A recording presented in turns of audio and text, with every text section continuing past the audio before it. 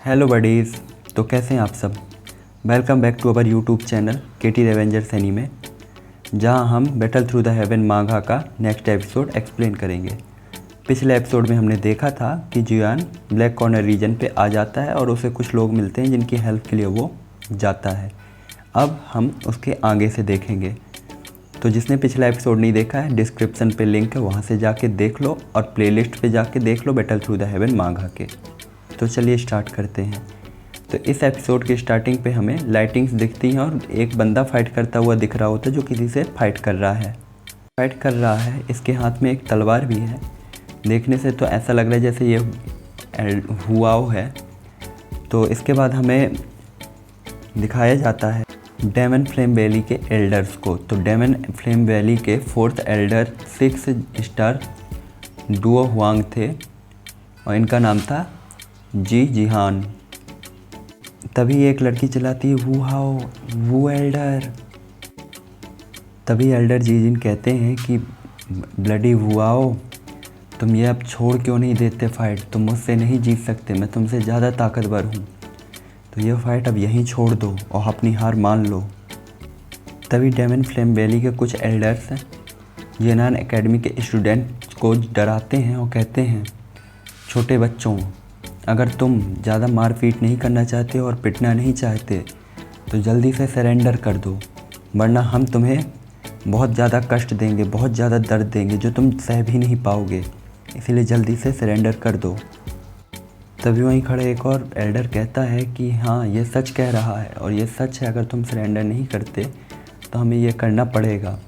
और वैसे भी हम बिल्कुल नहीं चाहते कि तुम्हारी इतनी प्यारी और ब्यूटीफुल स्किन पे कोई भी स्क्रैचेस पड़ें, इसीलिए तुम जल्दी से सरेंडर कर दो।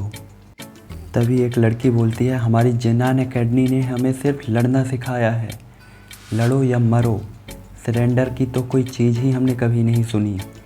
तो अगर तुम चाहते हो इन जेनान एकेडमी के स्टूडेंट को छूना या उनको पाना, तो पहले तुम्हें मेरी लाश से गुजरना होगा। तो पहले तुम मुझसे फाइट करो, मुझे मारो, इसके बाद इन्हें टच करना।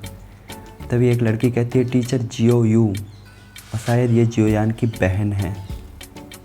तो डेमोनिक फ्लेम वैली का एल्डर कहता है तुम ऐसा इसलिए कह रही हो क्योंकि मैं तुम्हें कहने का मौका दे रहा हूँ, मैं तुम्हारे साथ कोई जोर ज़बरदस्ती नहीं कर रहा, समझी।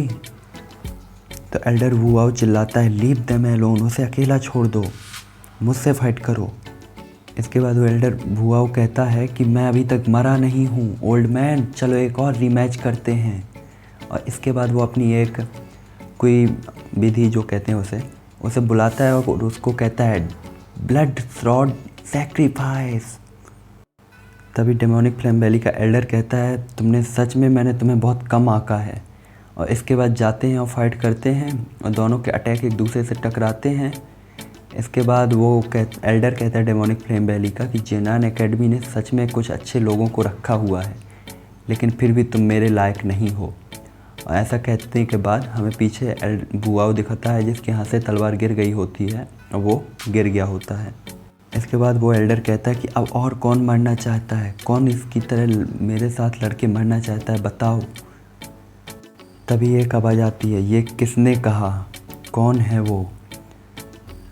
और ऐसा कह के वुआओ को पकड़ लेती है। तो एल्डर कहता है हु आर यू, कौन हो तुम। और वो होता है अपना हीरो जियोयान।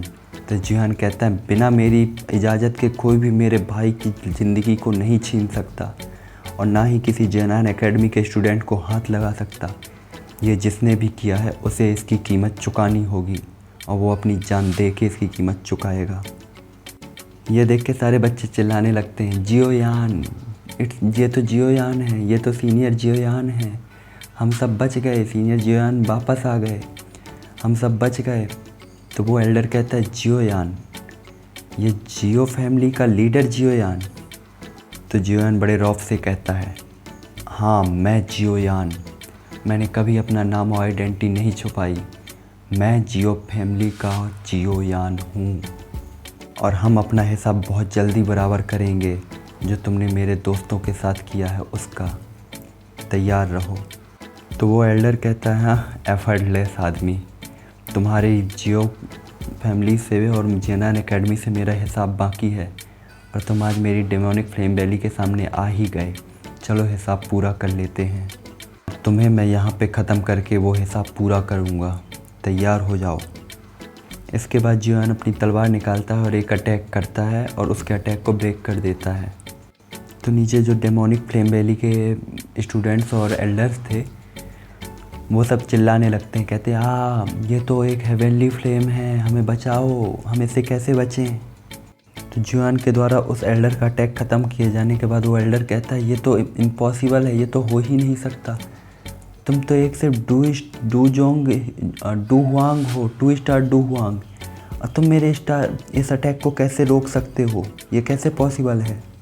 तो जियोन कहता है क्या तुमने मुझे अपने जैसा लीडर, अपने जैसा लूज़र समझ रखा है? तुम मुझे खुद से कंपेयर करना चाहते हो? तुम मेरे सामने कुछ भी नहीं, चलो देखते हैं। तो वो एल्डर कहता है मुझे नहीं लगता कि तुम अकेले इन सबको बचा सकते हो। और इसके बाद वो अपने लोगों को कहता है कि जाओ और इन्हें मार डालो। और वहाँ के सारे एल्डर्स और स्टूडेंट्स जियान एकेडमी के स्टूडेंट्स के ऊपर अटैक करने वाले होते हैं कि तभी जियान बोलता है 3000 लाइटिंग मूवमेंट। और इसके बाद जो होता है सबको ऑप्टेन ब्लास्ट, यान एक्सप्लोजन और जितनी भी कोई विधि होती हैं सबको यूज़ करके दे धनादन धोता है। तो नीचे खड़े सारे स्टूडेंट कहते हैं उसने अकेले ही सबको ख़त्म कर दिया, वाह वो कितना तेज़ है, वो कितना स्ट्रॉन्ग है जियोयान, वाह।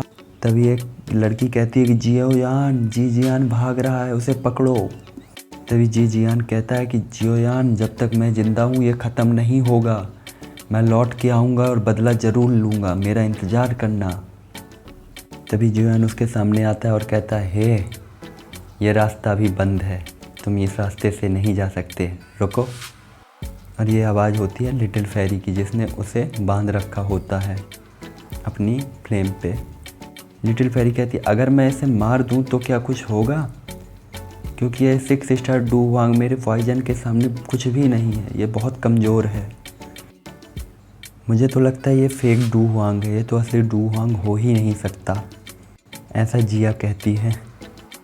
तभी उसे इस जियान एकेडमी के एक स्टूडेंट बताती है कि डेमोनिक फ्लेम वैली के स्ट्रॉन्ग और ओल्ड लोग हैं जिन्होंने हम पे अटैक किया था, और ये जियो फैमिली के राइज होने के कारण ब्लैक कॉर्नर रीजन में जो जियोयान ने पहले खड़ा किया था कबीला, जियो कबीला ब्लैक कॉर्नर रीजन में, तो उसकी बढ़ती ताकत को देखते हुए ये लोग हमें यहाँ पे परेशान करने के लिए आते हैं। जियान एकेडमी हमारी हेल्प के लिए हमेशा रहती है, जियान एकेडमी कभी इन्हें इग्नोर नहीं करती और वो हमें किसी न किसी मजबूत लोगों को भेजती है, पर पता नहीं आज इस बार इन्हें कैसे पता चल गया। हमारे और डेमन फ्लेम वैली के एल्डर्स के बीच में कई बार लड़ाई हो चुकी है और हान फेंग के मरने के बाद ये अपने आप को पावरफुल मानने लगे थे और हम लोग के ऊपर अटैक करने लगे थे। इन्होंने कई बार हमारे साथ अटैक किया है और फाइट भी हुई है हमारी। हम जियोन एकेडमी के स्टूडेंट डरते नहीं हैं डेमन फ्लेम वैली के इन एल्डर्स से, बट इनकी हिपोक्रेसी, इनकी हरकतें इतनी ख़राब हैं और इनका दिमाग इतना बुरा है कि बिल्कुल एक सीक्रेट तरीके से हम पे अटैक करते हैं। ये सामने से अटैक नहीं करते हैं, ये उन स्टूडेंट पे अटैक करते हैं जो यहाँ पे आउटडोर ट्रेनिंग के लिए आते हैं जियान एकेडमी से। जियोयान कहता है कि जियो फैमिली के कारण सभी लोगों के जान पे खतरा आ गया, मैं इसके लिए जिम्मेदार हूँ।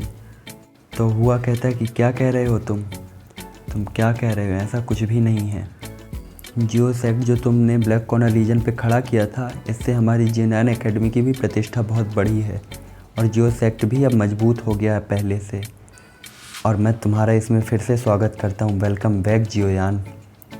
तो जियोन कहता है तुम बस जल्दी से ठीक हो जाओ, इस इवेंट के कारण तुम लोग बहुत हर्ट हुए हो।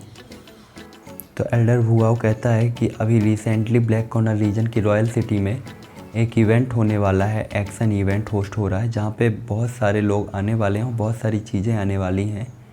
डेमोनिक फ्लेम वैली भी इसे अटेंड करेगी, तो हमें भी जल्दी से जल्दी वहाँ पहुँचना चाहिए।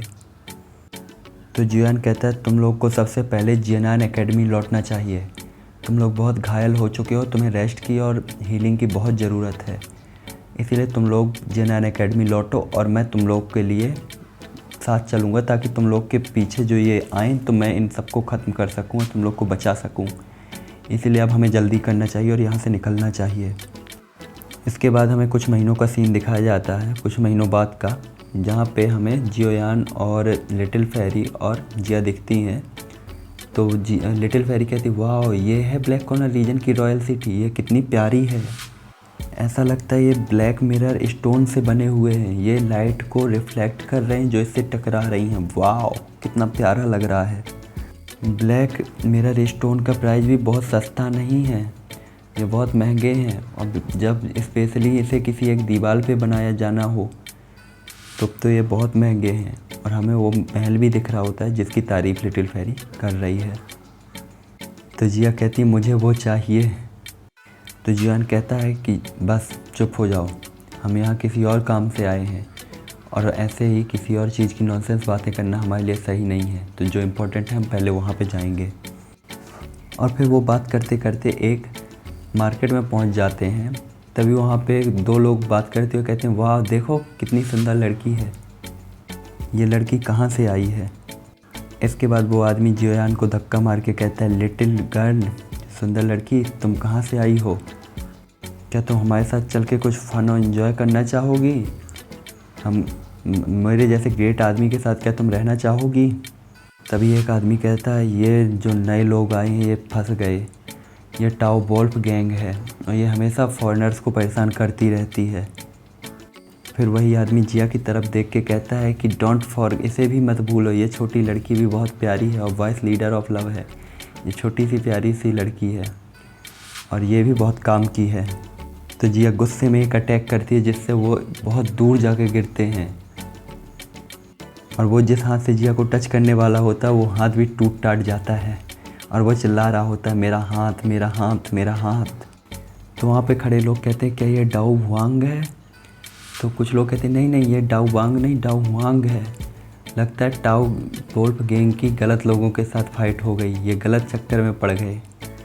और सभी लोग जियोयान और जियोयान की गैंग को देख रहे होते हैं। तो जियोयान अपनी फ्लेम निकाल के कहता है कि हम किसी को यहाँ डराना और लड़ना मारना नहीं चाहते हैं, लेकिन अगर हमें मजबूर किया गया तो हम ऐसा ज़रूर करेंगे, क्योंकि ये ब्लैक कॉर्नर रीजन है और यहाँ पे सिर्फ पावर चलती है और स्ट्रेंथ। तो अगर आप यही चाहते हैं तो हम लड़ने को तैयार हैं। और इसी के साथ ये एपिसोड यहीं पे ख़त्म होता है।